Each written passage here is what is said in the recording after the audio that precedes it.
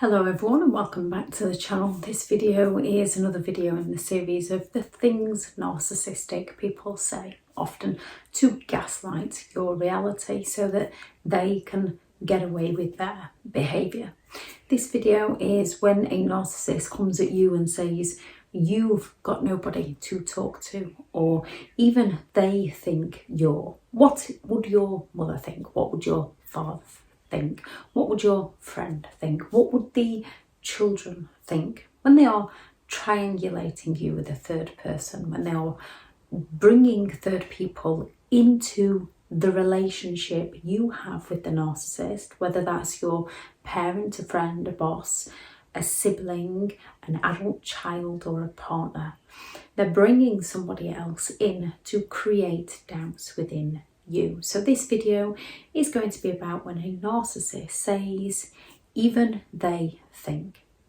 Thank you very much to all the returning subscribers and your continued support with the channel. If you are new to the channel, I'm Elizabeth Shaw. This channel is all about the narcissist personality disorder to give you more understanding of the people you might be dealing with in your life, how to handle yourself around those people if you cannot go no contact, and different methods to find what works for you to help you overcome narcissistic abuse.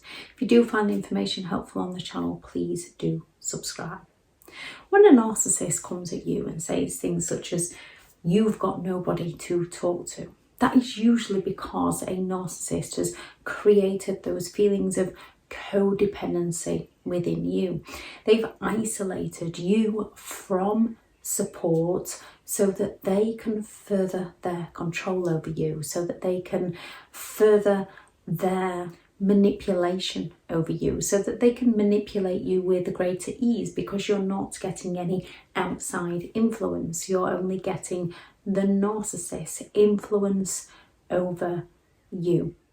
Narcissists will usually say you've nobody to talk to because they know they've already cut you off from everybody. Narcissistic people will say even they think, to create that self-doubt within your mind.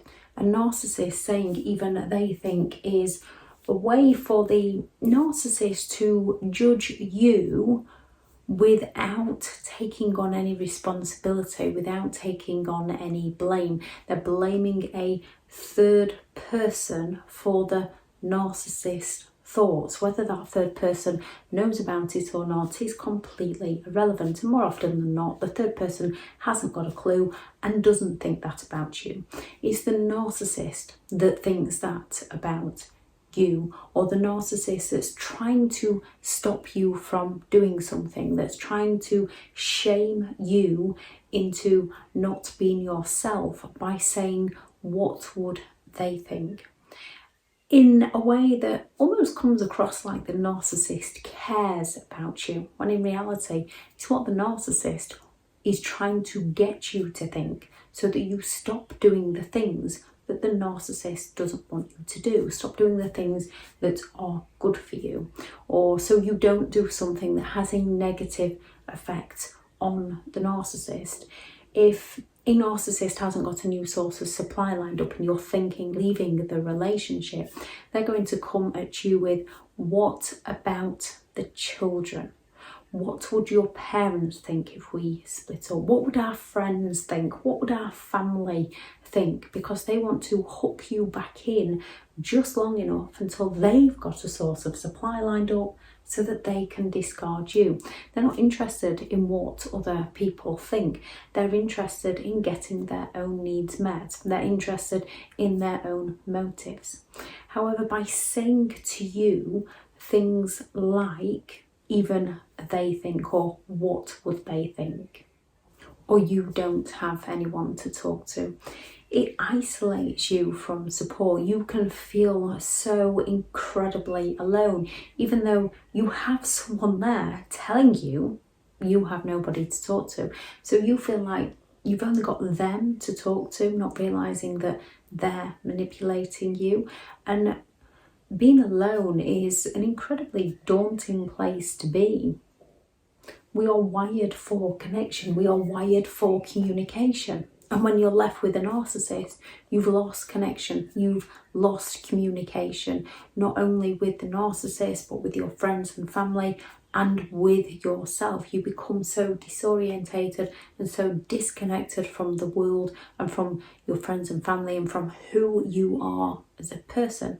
When narcissists say to you, you've nobody to talk to, it's because they've already removed anybody that's important to you from your life. When a narcissist comes at you and says, even they think, it's to create that self-doubt within your own mindset. So you become uncertain about your abilities, you become uncertain about your opinion, you become uncertain about who you are as a person, about the things you have or have not done. If you're thinking of doing something new and a narcissist says, well, what would they think about you putting the children into childcare? It gets you to question what kind of a parent you are, and it stops you from accomplishing the things that you would like to do within your life. Just because you put children into childcare doesn't make you a bad parent. That's why we have childcare facilities available. However, if you going out to work doesn't suit a narcissist, they're going to do all they can to stop you from going out to work. If you walk away from your parents, they're going to guilt trip you with what would they think, to keep you trapped within the dynamics of that relationship, to guilt trip you. They want to shame you into doing what the narcissist wants you to do. Creates that self-doubt within us. We can feel judged by other people, and we can then fear doing something for the fear of being seen in a negative light by others who we care about, by people that we respect and we respect their opinion. Therefore, we don't want them to look upon us badly. However, a narcissist will have cut us off from them, so we can't go and talk to that person to find out what that true person's thoughts are. And anybody who wants to bring you down, anybody who wants to speak negatively of you, all that shows is they have their own issues that they need to work through. With good intentions, there's no wrong way or right way to live your life. If you know you're coming from a place of good intentions, then that's who you are as a person. If people don't want to be supportive of you, if people don't want to raise you up, if people don't want to help you out as you would them, they are not your people. When people are coming at you to bring you down, that says more about who they are as a person and the problems, insecurities that they have as a person. You cannot help those who are willing to bring others down to feel better about themselves, which is why when dealing with anybody or dealing with yourself, dealing with anything in life, you need to know your reason why before you even go into it. And then once you know your reason why, nobody will have the ability to take that reason why away from you. Stick to your intentions, stick to your motives. Don't let the motives of another person who's gaslighting you take over your intentions so that you begin to doubt your own motives. Because when a gaslighter comes at you with, even they think this about you, or you've nobody to talk to, it creates those feelings within yourself that you don't know who you can rely on, you don't know who you can trust, you don't know who's going to be there for you, which is why you've got to be there for yourself. First and foremost, you have got to be there for yourself, and it's not to be selfish. Narcissistic people are there for themselves at the expense of others. They exploit others to put their needs first. You are going to put your needs first so that you can be at your best to help others and not allow others take advantage of you.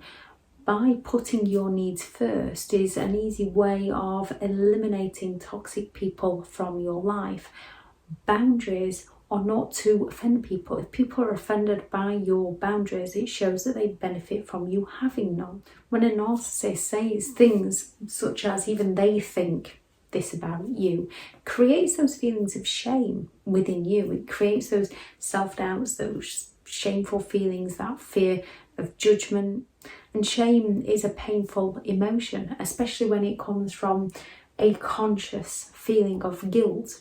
None of us are perfect. We're all imperfectly perfect. We've all made mistakes along the way. This is how we learn from mistakes. Failure is our first attempt in learning, which is why we need to own our mistakes and just admit to our mistakes and just, well, do you know what? If they're going to look badly upon me, they don't know me.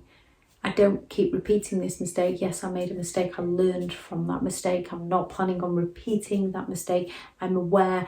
I take ownership of my mistakes. Narcissistic people don't take ownership of their mistakes. Their guilt lies under the surface where they can't reach it. They've almost buried it down. They feel that shame, which is why they are so quick to pass the blame over to somebody else. So rather than admitting, oh, you shouldn't do that because I think this, or because it might shame me, it might expose me, they can say, oh, what will they think if you did that? So they're passing that shame over to somebody else, so that if you react in a negative light to the narcissist, they can keep blaming that third person who knows nothing about the situation.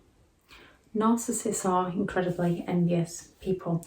They don't want to see other people doing better than themselves, and they will go through many manipulation methods to stop people doing better than themselves, unless it suits the image that that narcissist is trying to sell to other people.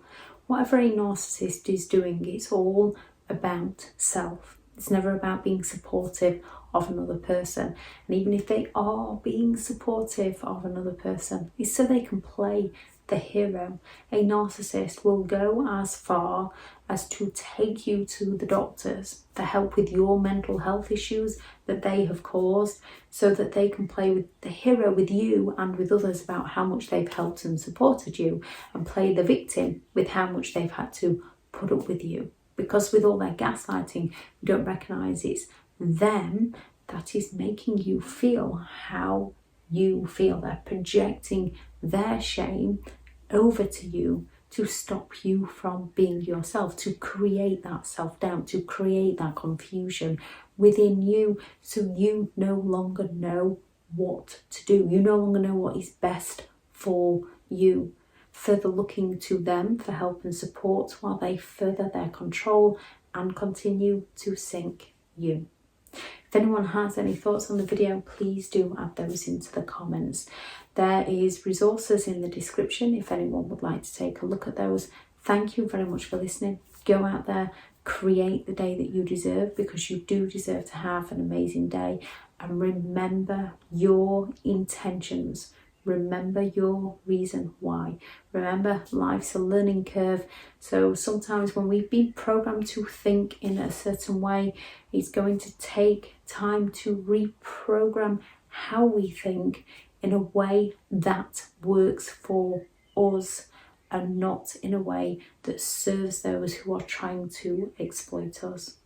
If you found the coping mechanisms to survive the relationship, you will find them to survive recovery. Bye.